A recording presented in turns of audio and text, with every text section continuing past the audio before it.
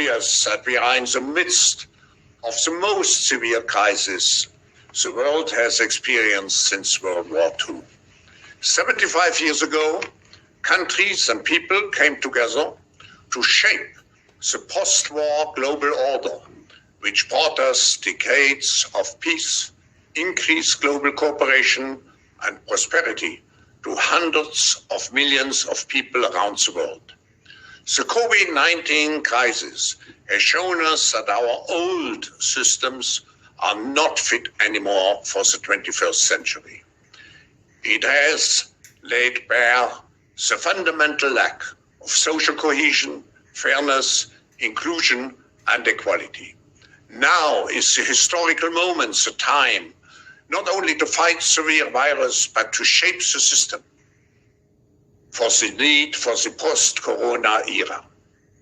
We have a choice to remain passive, which would lead to the amplification of many of the trends we see today: polarization, nationalism, racism, and ultimately increased social unrest and conflicts.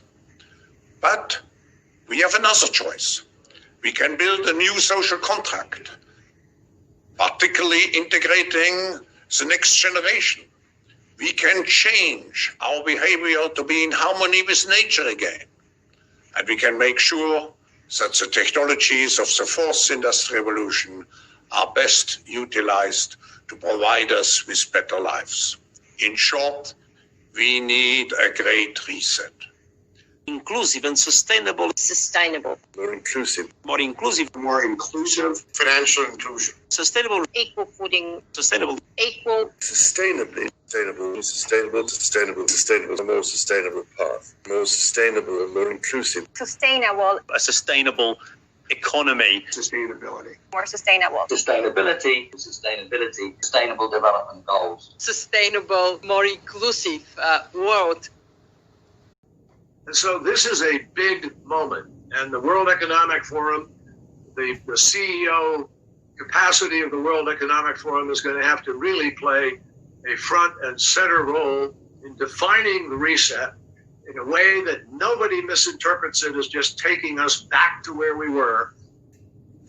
Because of the shock that everyone has been through with the global pandemic, taking us into a completely different whole of world economic shock in a way that we've not really seen for a very, very long time, that has focused minds on how important it is to treat these big systemic threats like climate change as real. And whereas before they were kind of a theoretical thing that might happen sometime in the future, from the business end, there is a sense of businesses coming to the investor base, coming to investors like us and saying, will you back us if we do?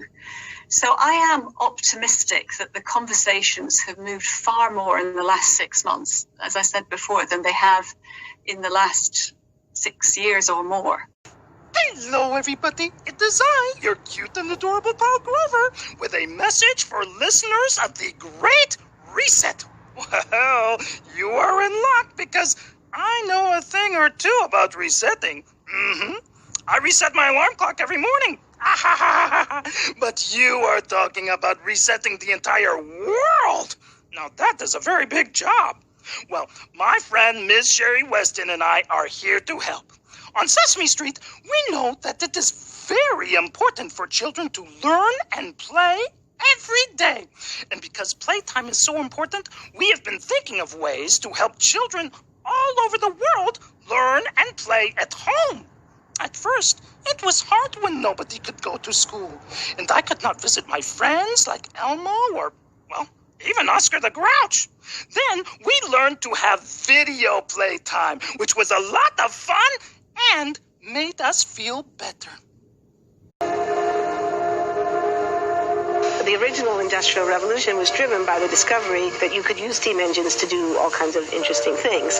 But that was followed by additional revolutions for electricity and computers and communications technology. We're now in the early stages of the fourth industrial revolution, which is bringing together digital, physical, and biological systems. One of the features of this fourth industrial revolution is that it doesn't change what we are doing, but it changes us.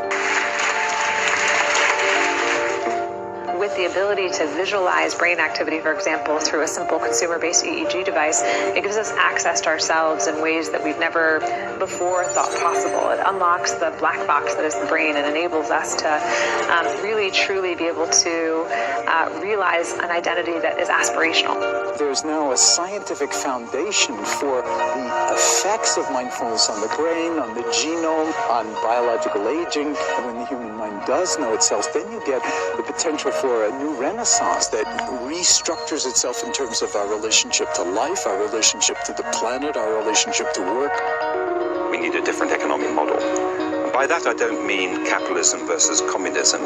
What I'm talking about is a shift in the system along the lines of the two big changes that happened in the 20th century, Keynesianism, with a much greater focus on health and education and the role of government working with business, and then a reaction against that in late century to neoliberalism, where the focus was on free markets, freedom of the individual, and getting governments out of the way.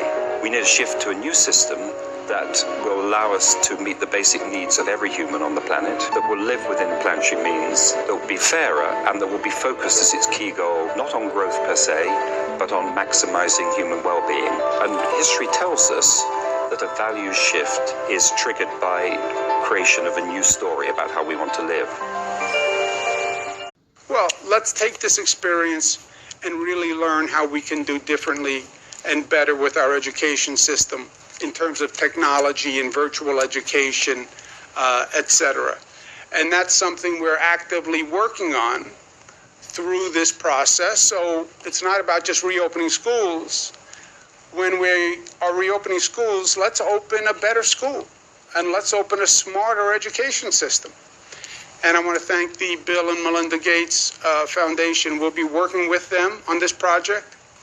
Bill Gates is a visionary in many ways, and his ideas and thoughts on technology and education he's spoken about for years, but I think we now have a moment in history where we can actually incorporate and advance those ideas, right?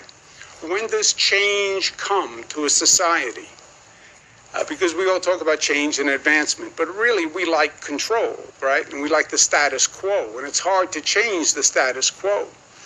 But you get moments in history where people say, okay, I'm ready for change. I get it.